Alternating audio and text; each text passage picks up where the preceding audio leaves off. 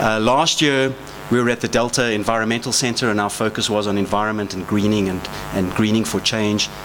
And this year, the theme has emerged out of our own conversations and our own discussions. I think we've all realized quite quickly that things aren't working. And I think, as CJ has pointed out, the jobs aren't there, the jobs aren't being created, and continuing to do what we keep saying, more of the same, simply doesn't cut it.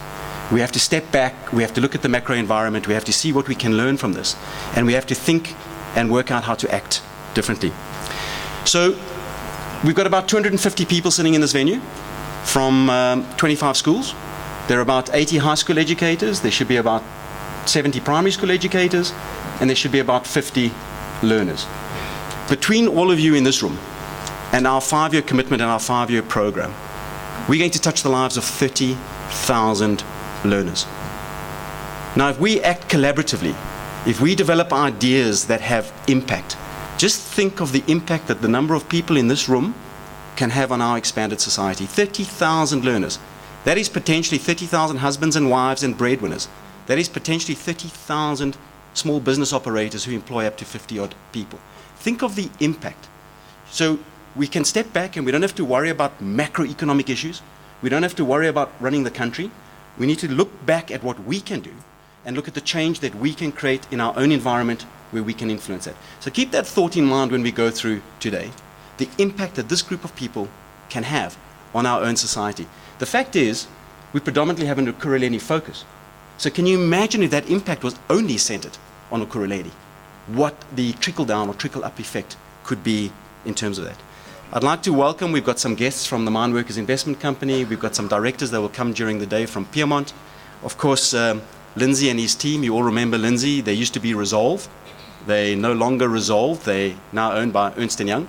And I want to thank Ernst & Young for hosting us. I think when I spoke to them initially, I wanted to share with them what we do. And I wanted to bring them on board as a partner because I have enormous respect for Ernst & Young as a business. Firstly, they employ loads and loads of people. But they're involved in audit and audit practice and consulting and development. And what excites me most about them is that they have an Africa focus. And I was hoping, but we weren't able to bring it into our agenda, that we could have a chance to actually look at the work that they're doing in terms of seeing Africa as an opportunity. I want to thank, of course, before I forget, Bronwyn and Randy and Lucky. These are the people who have done all the really hard work to set up this. I just have the ideas, I issue instructions, I shout, I get upset. Bronwyn and Randy essentially made it happen. And I think we've got a fantastic program set up for you today. The structure of the day. So this is how we're going to do it. The first session is about having a big picture look, trying to understand the context, get a feel for a sense of holism. We've organized 3 guest speakers for you. Each one is going to speak for 15 to 20 minutes to it's got a race as well, to give us a context, and then hopefully we're going to engage in a little bit of conversation. So every session today, there's an opportunity to engage. So we brought speakers to put ideas and issues on the table, but we want to engage. We want to talk as educators, we want to talk as learners. We want to try and distill ideas and opportunities. After the big picture presentation, the next presentation is we've organized 5 exciting young entrepreneurs to talk to you. And they're going to talk to you about their life, their business, and what they didn't learn in school, right? We've asked them to try and make visible what they didn't learn in school that might have helped them in terms of their journey as an entrepreneur. So we can see if there are any lessons that come from that. Immediately after those entrepreneurs, we've got 14 youngsters from our school program who've been on entrepreneurship boot camp. And they're going to come and stand in front of you, and their brief is they've got 90 seconds to sell you their idea. They have been working quite hard for the last month in developing a business and a strategy and an idea. And one of the key issues in entrepreneurship, other than being on time, is sell your idea. Can you sell your idea quickly? You don't have half an hour, you don't have a month. You've got 30 seconds to make an impression, to sell your idea and land a customer. So 14 of them are going to pitch you their ideas and test you as an audience. And they're asking you to invest money in their business. You need to evaluate them and think whether, if you had the money, you would invest in their business and whether you would back them. Are they credible? Are they passionate? Do they have a sense of their business, their product, and the market? And you're going to vote on that later. Then we break for lunch. Now, I don't think our exhibition is fully set up, but hopefully it will be by lunchtime. Each of you in your program were issued the following: 4 tickets and 4 votes. Right, so let's deal with your stomachs first. 4 tickets, because we've catered according to a budget. Okay? 1 ticket qualifies you for lunch. 1 ticket qualifies you for a drink at lunch. And 2 tickets qualify you for drinks at the cocktail session. No ticket, no lunch. Okay? 1 ticket, 1 meal. That's all we provided. Right. More importantly, you've got some stickers. You've got 4 stickers. In our democracy, today, you've got 4 votes. Right? You need to take those stickers and you need to use those stickers to indicate what you support in terms of that exhibition. So these are your votes. We've been running a couple of campaigns in the last quarter. Is that for me? Linz, is that your phone? Should we all agree to switch off our cell phones? Okay, all of you, put your hand in your pocket, bring your cell phone out. Cell phone out. Put it on silent. I think we're going to issue fines. I tell you, anyone's phone ring, we confiscate your lunch ticket. Is that a deal? We got a deal. Okay, so you listen, because if someone's phone is ringing in their pocket, you know who it is. You put your hand up, and we're confiscating their lunch ticket. Okay. No such thing as a free lunch. Your phone rings, you lose your lunch. We've been running 3 campaigns in the last quarter. The first one was what we called a tribute to Madiba. Now, the importance of this campaign is we asked each of you in your schools to develop your own tribute. And it could be a poster, it could be a video, it could be a poem, it could be a drawing. And we've done it in the primary schools and we've done it in the high schools. But the essence of why we pay tribute to Madiba is because he has been the most amazing leader. You've got to look through the man Madiba and look and understand his leadership qualities, in his ability to come out of prison and sell a vision and take a nation with him and manage a whole bunch of different people and keep them walking in step to a particular vision. And it's looking through that and being inspired by his leadership and looking at his actions, looking at his quotes, looking at the way he managed different people and different sectors of our society to get them to get in line behind a single vision. It's clear right now we don't have the same capacity of leadership. You can see it, it's immediate. This man is going to die at a certain point, and we asked you, pay a tribute. Now, your first vote is to look very carefully at the submissions made by all of the schools and put a sticker on that submission that you think talks and resonates with you the most. Now, you've got to be mindful. Some are from high school kids and some are from primary school kids. You only have 1 vote. You've got to recognize that the primary school kids work at a particular level and high school kids at another level. Don't be bowled over only by presentation. Try and get behind the message and how well it was done. You've got 1 vote, right? And of course, you're going to put your sticker on the poster or on the picture neatly that you support. And all of us will get a sense when we walk around the exhibition as to how the popular vote is angling in terms of the best poster. We do have judges walking around, and we're going to take a combination of the popular vote and the judges' insight. So we're going to balance populism with some knowledge and insight and analysis. That's vote number 1. Vote number 2. This year we've been running our Greening for Change program again. And what's really interesting about this program, we ran it last year, is the impact that we can have with a little project. We gave each of your schools 25,000 Rand. The brief last year was work with your learners and design a courtyard garden that is water-wise, that is indigenous, that is maintenance-free or low maintenance, and transform your environment, change your environment, take control and change it. And we can see it visibly. What's nice about working with the environment is you can see the visible change. Sometimes you struggle to see the change in people, but when we take control of our environment and we change it and we transform it, we can see it. This year we said, let's run the same project, and all of you came back and said, please don't tell us what to do. You're going to tell us what you're going to do this year. And you expanded your brief. Some of you are looking at a greening, some of you at water-wise, some of you at water harvesting, some of you at solar. This is your second vote. You need to walk around and you need to look at the different school submissions. And this time you've got 2 votes, Bronwyn, is that right? You've got 1 vote for primary school? Okay, you've got 1 vote for what you think is the most successful or most interesting Greening for Change project that you can see on that display board. Again, I've had a look at some of these exhibitions. Some of the presentations are absolutely amazing. The amount of work that you have put into these is astounding. And I'm very excited to see the finished product. But the difficulty in making a decision, you need to look at all the submissions, you need to weigh it up, and you need to give one of those your vote, right?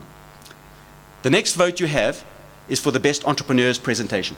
You're going to hear, I think, 14, if they've all arrived. You need to listen very carefully, and you will find, where will you find, Bronwyn, where will they find the boards to vote for the entrepreneurs?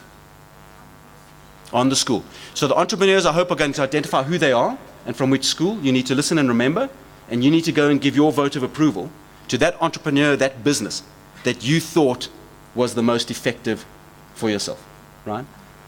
The last vote you're going to have is our school press teams are making a submission today. We've got 7 press teams in the 7 high schools. Each one of them have prepared a video and made a submission today. You will watch those videos just before our entrepreneurs present, and this vote will happen in the same way. The video submission that you think is the best, that resonates with you, that engages with you the most, please give it your vote. Now, equally, we have judges looking at all of these aspects, and we're going to look at the popular vote because it will make visible how are we thinking as a group. After lunch, you come back, and we break up into small groups. There are 8 different workshops, 3 for high school educators, 3 for primary school educators, and 2 for the learners.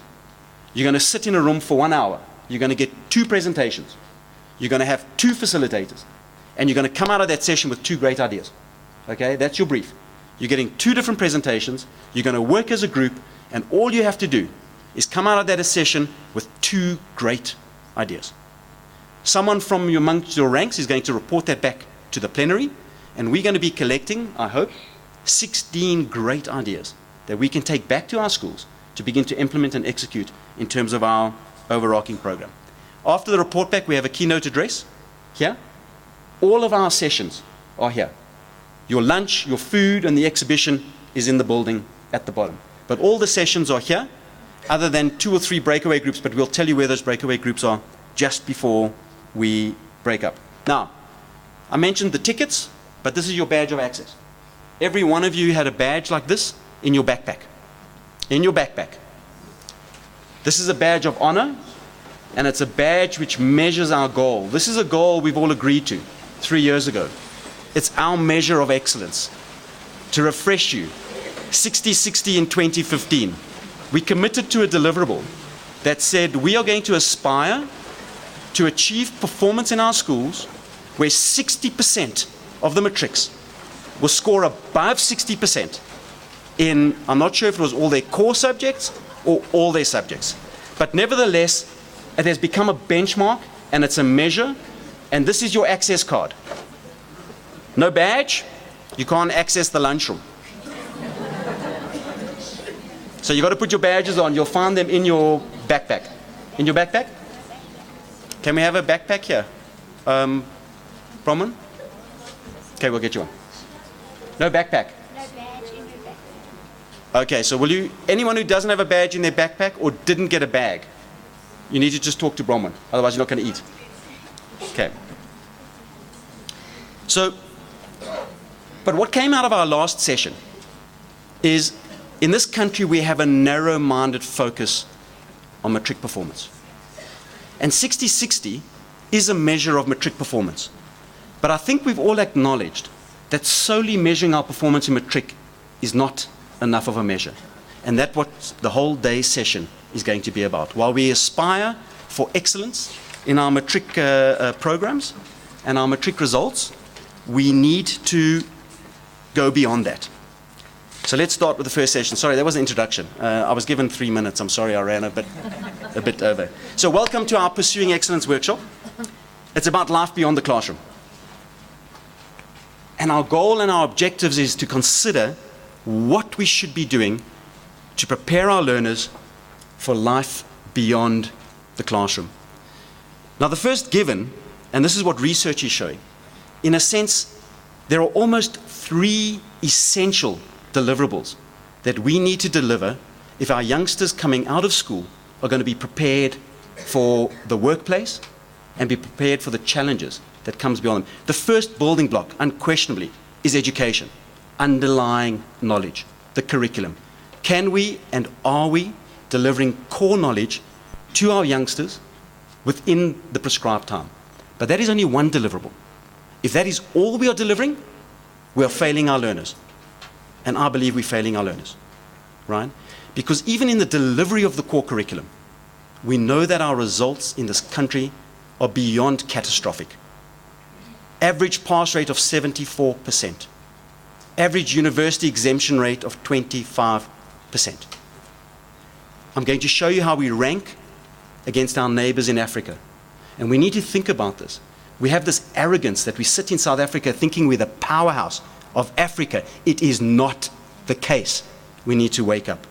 The second deliverable is attitudes and attributes. What is that? It is resilience and self-esteem and positivity and confidence. It is how our learners see themselves, how they carry themselves, their ability to engage with other people. It's a second core delivery. You're going to be an entrepreneur, you're going to be a CEO, you're going to be in the workplace, you need to sell yourself, you need to sell your vision, you need to be able to meet those goals. And most importantly, the changing environment in terms of what's required in the 21st century workplace. Numeracy, literacy, effective communication, independent thinking, the ability to identify opportunities, the ability to work with others in teams, to problem solve, a sense of community, the ability to work with technology, and the list is endless. These need to be our outcomes. So I agree with the assessment we got this year, that our fixation cannot solely be on matric results. We need to take a holistic view and see whether we're delivering the total package. This is how South Africa ranks according to our neighbors. Look at the slide on the right. Out of 144 African countries, the quality of our education system is 140th, where one is the best and 144 is the worst. We spend more on education than most of these countries on a pro rata basis. We spend in the top 3. The quality of our education ranks 132 out of 144. And the quality of our maths and science education is we rank 143rd. Sounds a bit like Bafana Bafana, if you ask me. If you look at the table, look at our neighbors. Malawi, Zambia, Namibia, Ethiopia, Ghana, Nigeria, Botswana, and Uganda. Every single one of those countries ranks above us in terms of perceived capabilities. We're ranking at 40%. The quality of our education, you can see the number, 140.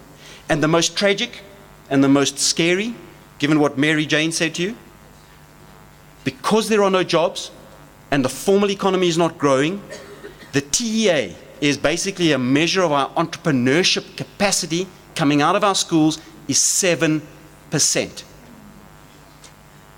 We are quickly becoming the basket case of Africa. This arrogance that South Africa represents a gateway to these markets, that these opportunities are there for the taking, it's exact opposite. Now this is the outcome of our education system. What's happening? In schools, only 50% of the kids that enter in grade 1 get to grade 12. 1 out of 2 kids does not make it to grade 12. Only 46% of 18 to 24-year-olds have written matric. Only 28% of that same category have an FET certificate. What's happening in the FET colleges? 50% of the kids, 1 out of 2 that enters an FET college drops out. The average pass rate is 29%. So when you're passing your kids through matric and you think they're off your hands going to an FET college, 1 out of 2 drops out and 29% pass. What's happening in our higher education institutions? 1 out of 3 learners only completes their degree in the 4-year prescribed period. 1 out of 3. 35% of degree candidates drop out after incurring the costs and going to university. 52% of certificate candidates drop out, and 70% of diploma candidates drop out. So our route to jobs and opportunities is clearly not this matric to certificate and not tertiary education. We need to be having a different conversation. And that conversation, in my view, in our schools, is beginning today. This is the highest education level of our unemployed, measured as in 2011. It's estimated that about 1.5 million kids leave school each year. 1.5 million every single year. Of that 1.5 million, 7%, about 100,000, less than 100 per thousand, find a job in the formal economy. They go straight into wage labor. 45%, about 680,000, go on to FET and HED colleges, and I've just shown you what's happened in those colleges. So of those 675,000, you understand the failure rate, the dropout rate in terms of those 675,000 kids. And 725 immediately join the ranks of the informal sector or the unemployed.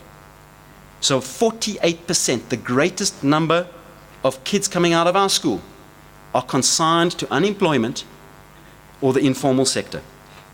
3 million youth are unemployed in our country between the ages of 15 and 34. That's 70% of the unemployed people in our country. The majority of the youth unemployed either have completed grade 12, 1 million of them, or have dropped out between grades 10 and 12, 1.5 million of them. The number of unemployed who have completed some form of tertiary reduces to 6%. So it is clear, it is an opportunity. If you can get to university or tertiary and get through the other side, your prospect of finding a job is much higher. But it's not the only gateway, right?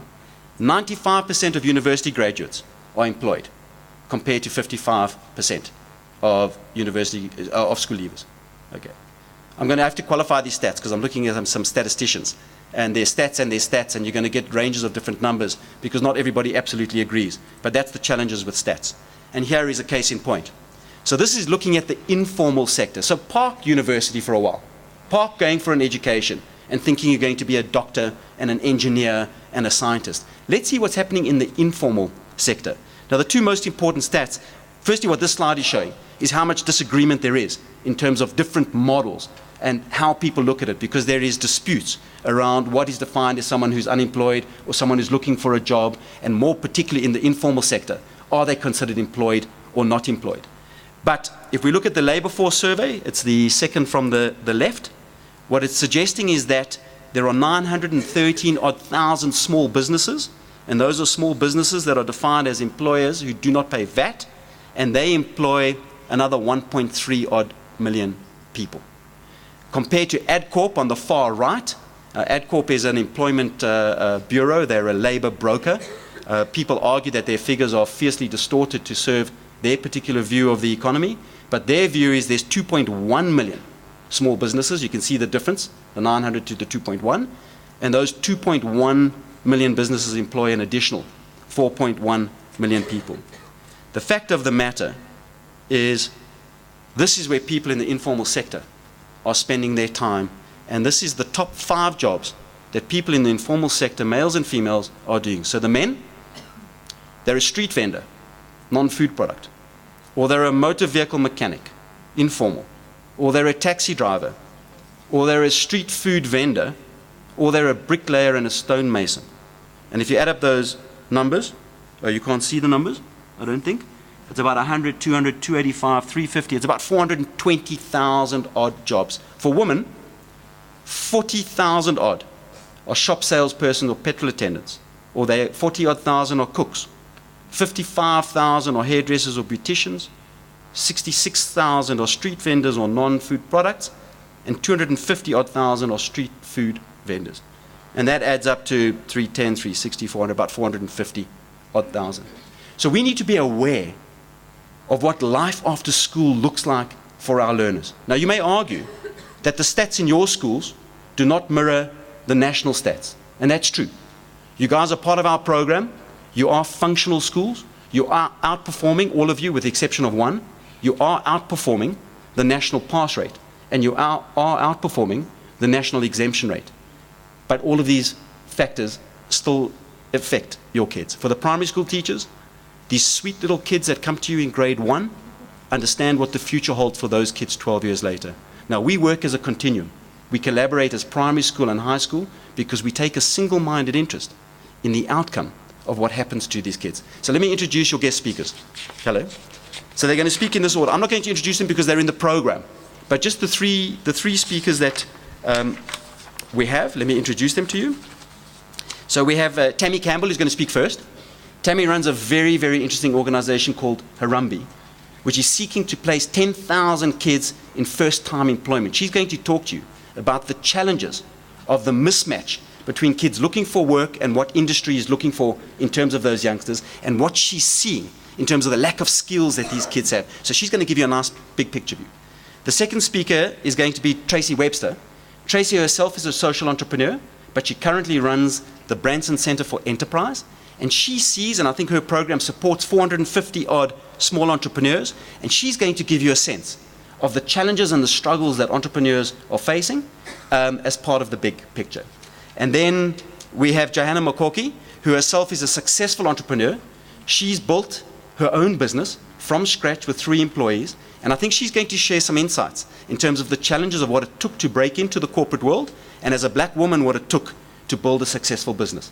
My hope is that once you've heard these 3 presentations, we're going to have a better sense of an overview, which will equip us to have our own conversation. So can I welcome the first speaker?